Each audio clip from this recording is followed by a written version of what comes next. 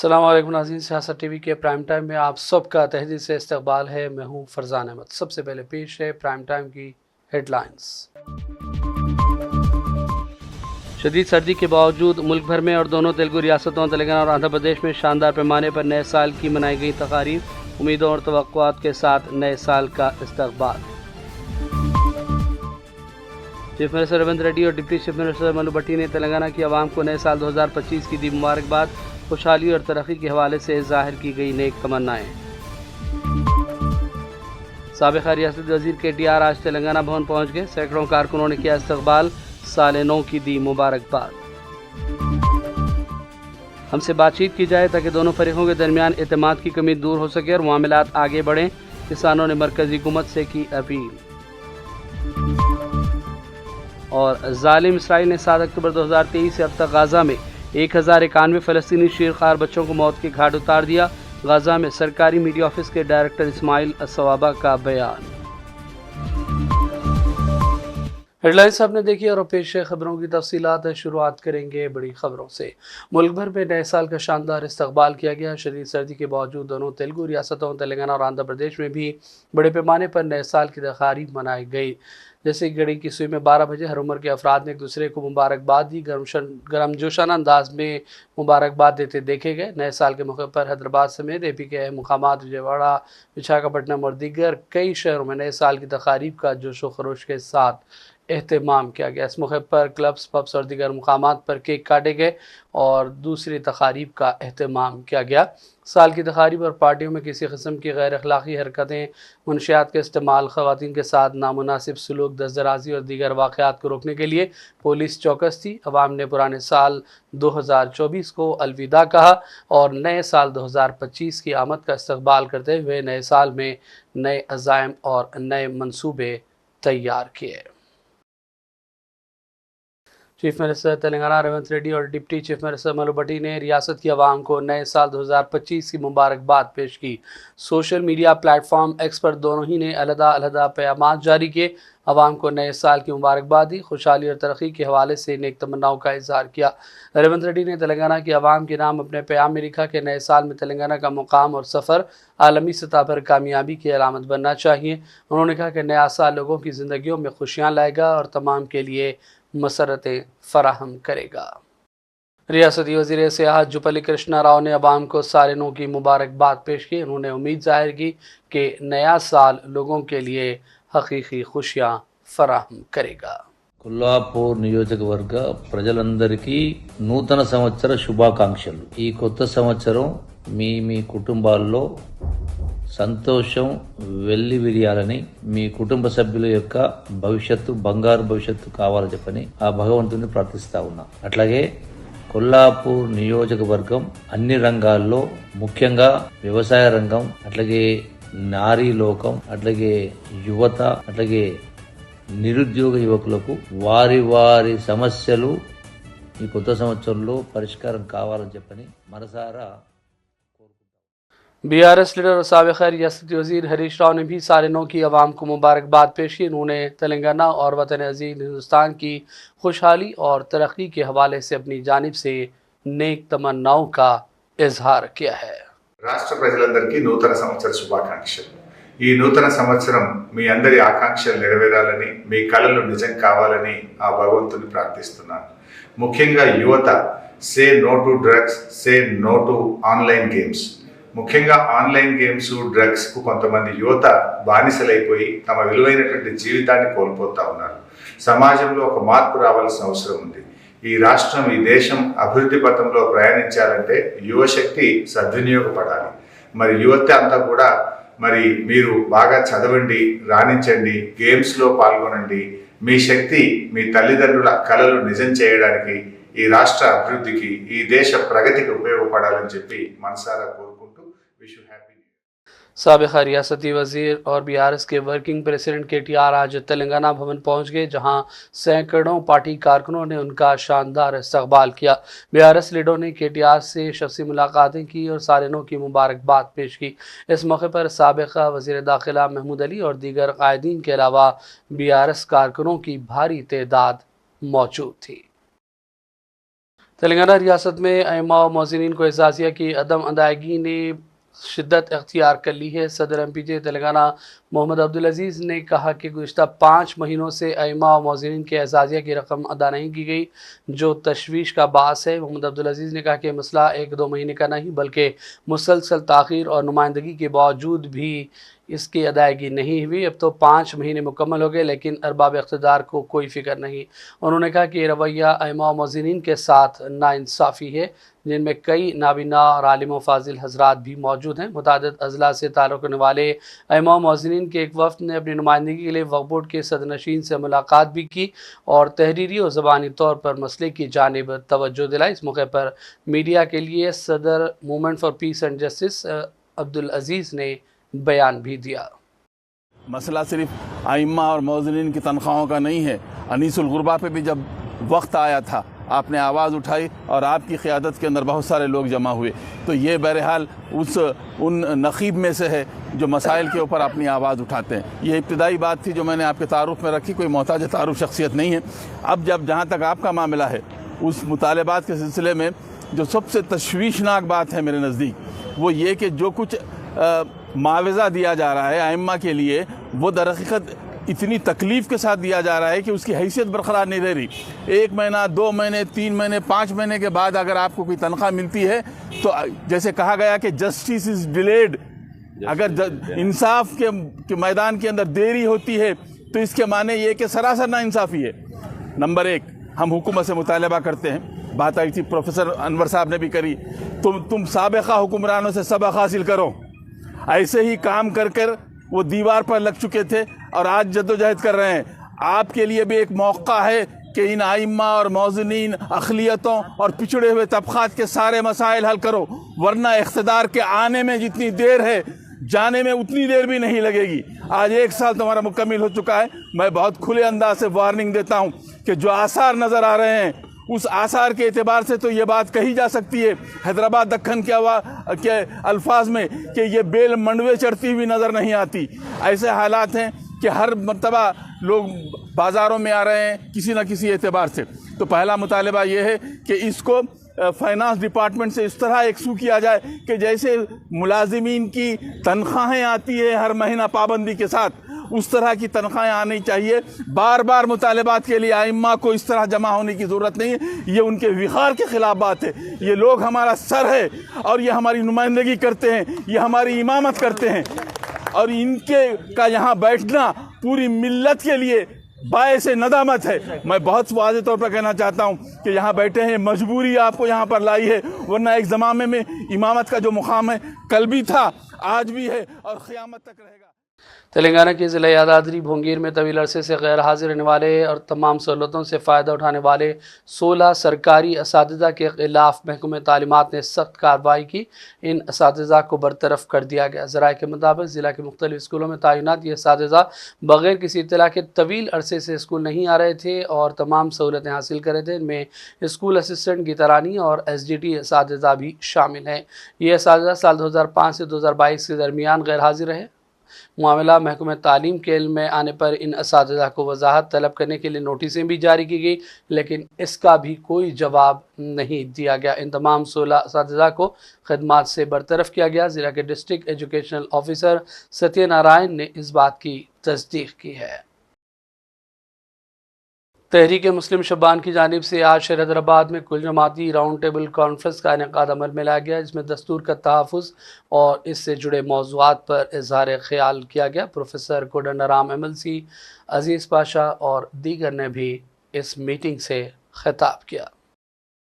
की हालात अगर देखेंगे, हिंदुस्तान की सियासत को अगर देखेंगे तो एक जंग तो जारी है।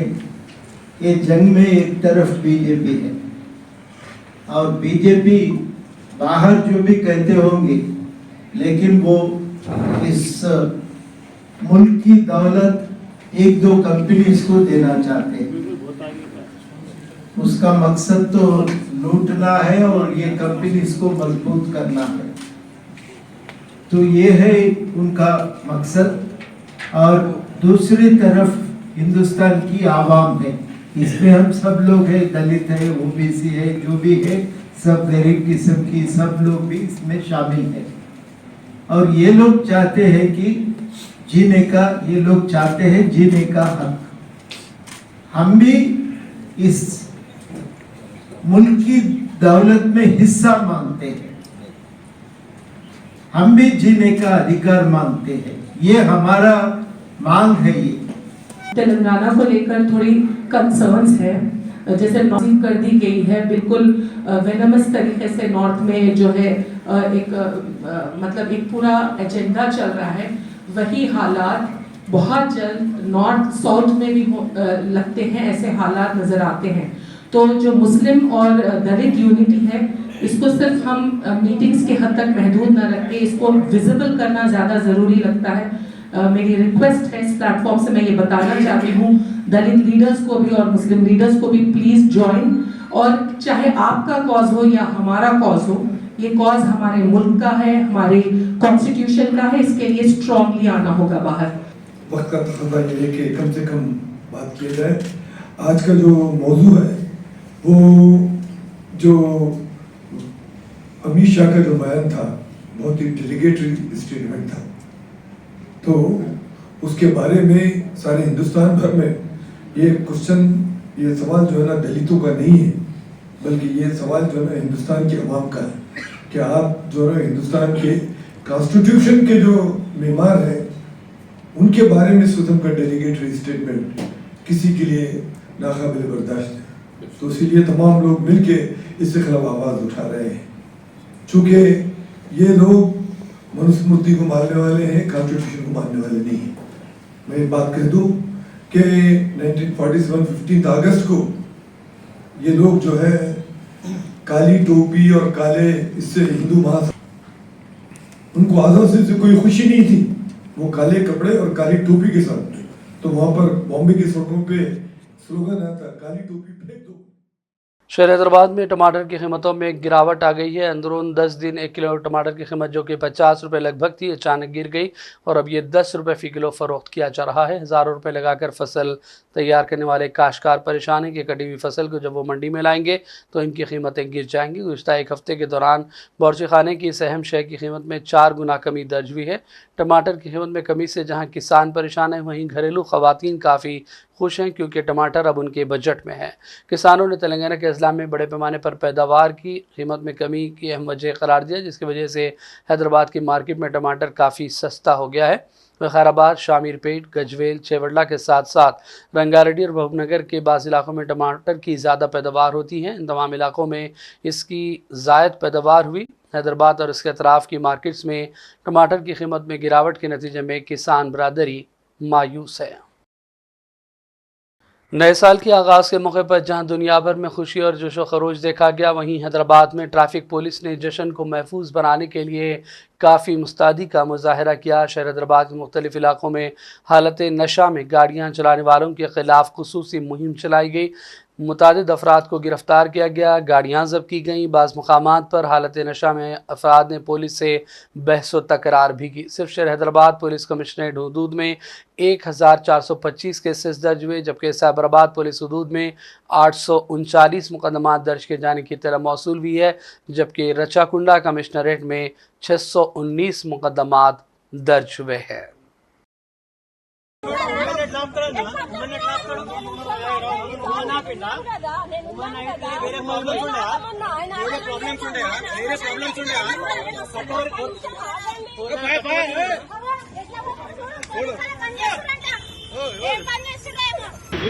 मीडिया सोशल किधर डालना डाल दो। कहीं की रिक्वेस्ट नहीं करते बोल रहे आप? मैं रिक्वेस्ट कर रहा हूँ सारा 31st नाइट है, हाँ सबको परमिशन रहता, थोड़ा बहुत पी लेते हैं, काम नहीं का है सर। मैं डेली साहब को देखता हूँ वहाँ पे खड़े हुए रहते हैं, डेली चेकिंग करते हैं, हाँ। डेली पीते आप? डेली पीते? मैं पीता हूँ, मैं आज पिया। अच्छा, तो रिक्वेस्ट कर रहा हूँ साहब से, मेरे को जाने दो, मेरा घर काटेदान में है जी।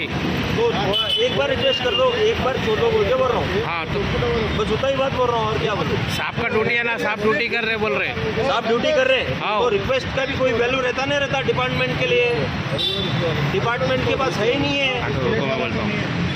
केसीआर को बोल रहा हूँ, रेवंत रेड्डी को भी बोल रहा हूँ। केसीआर नहीं है अभी फिलहाल। अरे चले गया जी, उन्हें बुढ़ा था। कौन? केसीआर कहाँ थे? मैं भी था, उन्हें चले गया हूँगा। अभी रेवंत रेड्डी है ना कैंट में, मैं उनसे बोल रहा हूँ। क्या बोल के? आज 31st नाइट है, सब पीते हैं यहाँ पे, चेक करो। अगर कोई भी नहीं निकला तो मैं देखता हूँ। सब कुछ चेक कर रहे ना। अरे हर कोई है जी, ये देखो यहाँ पे देखो लाइन से। बताओ। वो ट्रक है, उन्हें मेरे साथ में बैठ के पिया उन्हें। कौन? आपका पिए? मीडिया सब अपने को मालूम है। पूछ रहे भैया आपसे, मालूम है, आपसे पूछ रहे भैया। रिक्वेस्ट कर रहा हूँ, लेकिन अभी जाकर जाने नहीं दिए। हाँ, कल तो गाड़ी लेके जाऊंगा मैं PS से। जो भी फाइन रहेगा, जो भी सजा होगी, 1 साल की भी सजा है तो काट के लेके जाऊंगा, लेकिन उसके बाद मैं रूल्स फॉलो नहीं करूंगा। पहले बोल रहा हूँ, अब तो कर लेना ना भैया। नहीं करता हूँ अब से। अगर रिक्वेस्ट को मेरी नहीं माने तो मैं नहीं करूंगा। क्या नहीं करते? रूल्स फॉलो नहीं करूंगा, डेली पी के जाऊंगा। डेली होता चालान? परवाह नहीं, होने दो। एक गाड़ी गई, दूसरी ले लेता हूँ, फिर वो दूसरी भी चली जाती है, तीसरी ले लेता हूँ, चौथी चली जाती है, चौथी भी ले लेता हूँ। भाई को पूछो, हाँ। जीत भाई को आ रही है मालूम, आप रिकॉर्ड कर लो। हाँ, रिकॉर्ड कर रहा हूँ भैया, रिकॉर्ड कर रहा हूँ। रिक्वेस्ट कर रहा हूँ, हाथ जोड़ रहा हूँ, हाँ। जाने दो साहब। घर को क्या है, 31st नाइट है, हाँ। मालूम है ना। हाँ। अगर कल के दिन पकड़े हाँ, तो आप जो बोले मैं कर लेता हूँ। मगर पी के जाते आप? नहीं पी के जाता हूँ बोल रहा हूँ मैं। आप नहीं, हेलो, आप कैमरा हटाओ। पूछ रहा हूँ भैया, पूछ रहा हूँ भैया। शहर हैदराबाद की लालागुड़ा पुलिस ने 2 खवातीन को गिरफ्तार कर लिया जो सड़क पर गाड़ी सवारों से लिफ्ट मांगकर वीरान इलाकों में ले जाकर उन्हें लूट रही थीं। खवातीन की शनाख्त भाग्य साकिन मलकाजगिरी और वनीला साकिन सफीलगुड़ा के तौर पर की गई। ये दोनों रिश्तेदार भी बताए गए। पुलिस के मुताबिक दोनों काफ़ी अरसे से गाड़ियों में सफ़र करने वालों से लिफ्ट मांगती, उन्हें सुनसान इलाकों में ले जाती और रकम का मुतालबा किया जाता। अगर कोई शख्स इनकी बात न माने तो वो धमकी देती कि इन पर जिनसी हरासानी का झूठा इल्ज़ाम लगाकर केस दर्ज करवाएंगे। इस तरीक़ेकार से उन्होंने एक मुतासरा शख्स से 6 नवंबर से लेकर अब तक 3,20,000 रुपये लूटे। 23 नवंबर को इन खवातीन ने दोबारा मुतासरा शख्स को निशाना बनाया और उसके घर के पास निगरानी कर रही थी। मुतासरा शख्स ने इस वाक़े की इत्तला पुलिस को दी, जिस पर पुलिस ने फौरी कार्रवाई की और दोनों खवातीन को गिरफ्तार करते हुए उन्हें रिमांड कर दिया गया। और अवाई नाज़रीन बढ़ते हैं चंद अहम कौमी और आलमी ख़बरों की जानिब। किसानों ने मरकज़ी हुकूमत से अपील की कि वो उनके साथ बातचीत करें ताकि दोनों फरीक़ों के दरमियान एतमाद की कमी दूर हो सके और मामलात आगे बढ़ाए जा सकें। ये अपील एक ऐसे वक्त में आई जब किसान लीडर जगजीत सिंह नेरवार ने अपने मुतालबात बशमूल फसलों के लिए कम से कम इमदादी कीमत यानी MSP की कानूनी ज़मानत को पूरा न करने पर 37 दिनों से भूख हड़ताल जारी रखी हुई है। पंजाब और हरियाणा के किसानों के दिल्ली कुछ मार्च को सिक्योरिटी एहलकारों के जरिए रोके जाने पर तादम मर्ग भूख हड़ताल जारी है। मुजाहिरीन फरवरी से मौजूद हैं। किसानों ने उम्मीद जाहिर की कि हमारे आइनी इदारे किसानों के मुतालबात को तस्लीम करने के लिए मरकज़ को ज़रूरी हिदायत देंगे। इस दौरान इत्तला है कि नए साल के पहले काबीना के इजलास में किसानों के लिए अहम तजावीज़ को मंजूरी दी गई है। इसमें हुकूमत ने DAP खाद बनाने वाली कंपनियों के लिए खुसूसी पैकेज को मंजूर कर दिया। इससे किसानों को DAP के लिए ज़्यादा अदायगी नहीं करनी पड़ेगी और वो खाद पर ज़्यादा सब्सिडी हासिल कर सकेंगे। बीजेपी के लीडरों ने आम आदमी पार्टी, अरविंद केजरीवाल और दिल्ली इलेक्शन के हवाले से इलेक्शन वादों पर तनकीदें की। सुधांशु त्रिवेदी और दीगर ने प्रेस कॉन्फ्रेंस में अरविंद केजरीवाल और आम आदमी पार्टी को अपनी शदीद तनकीदों का निशाना बनाया। सुल्तान साहब जो हैं शीश महल के, कई नाम हैं उनके, फर्जीवाल हैं, नटवरलाल हैं, लेकिन वो ऐसे गिरगिट हैं जो रंग बदलने में माहिर हैं। और इस गिरगिट के बदलते रंग, कभी नीला पीला, कभी हरा, तो कभी भगवा के संग, तो बहुत कुछ हो रहा है।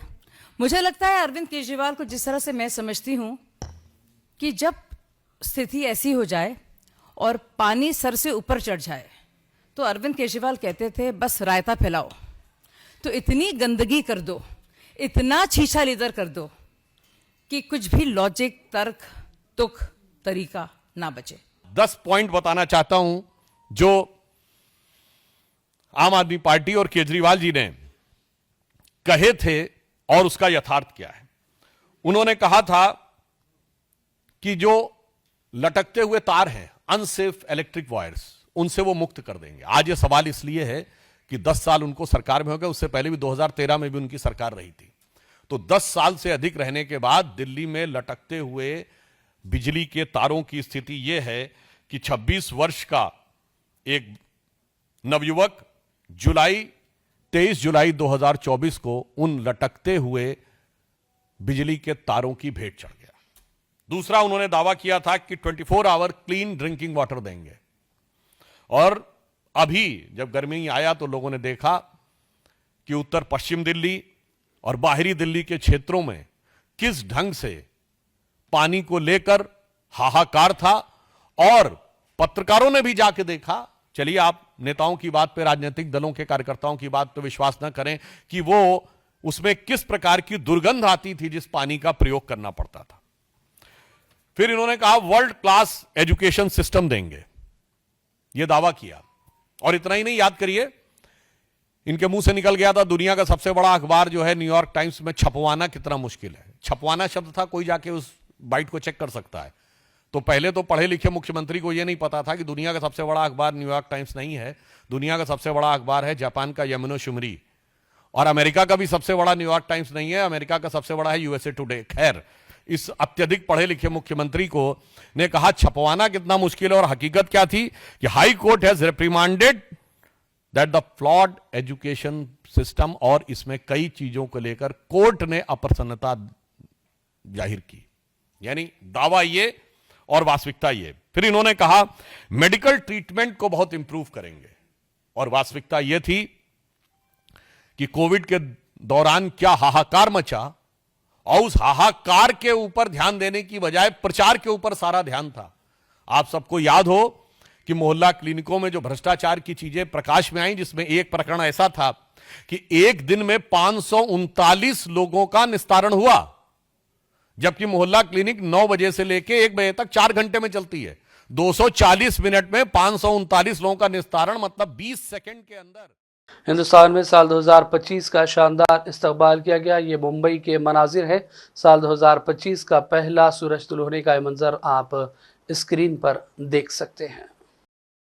साल 2025 का आगाज एक ऐसे वक्त में हुआ जबकि मुल्क के दारकूमत दिल्ली में 7 डिग्री दर्जे हरारत रिकॉर्ड हो रहा है।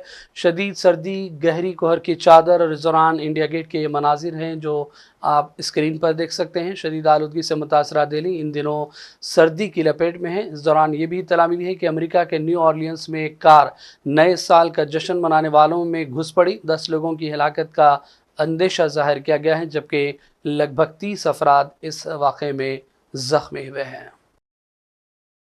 और बात करेंगे फ़लस्तीन के हवाले से। गाज़ा में सरकारी मीडिया ऑफिस के डायरेक्टर इस्माइल अस्सवाबा ने कहा कि काबिज़ इसराइल ने 7 अक्टूबर 2023 से लेकर अब तक गाज़ा में 1091 फ़लस्तीनी शेरखार बच्चों को शहीद किया, जिनमें से 238 बच्चे ऐसे हैं जो क़त्ल-ए-आम की जंग के दौरान पैदा भी हुए और शहीद भी हो गए। गाज़ा में काबिज़ बच्चों को निशाना बनाना जंगी जुर्म है। बैनुल-अक़वामी बरादरी से मुतालबा किया गया है कि वो जांच करे और ज़िम्मेदारों को कटहरे में खड़ा किया जाए।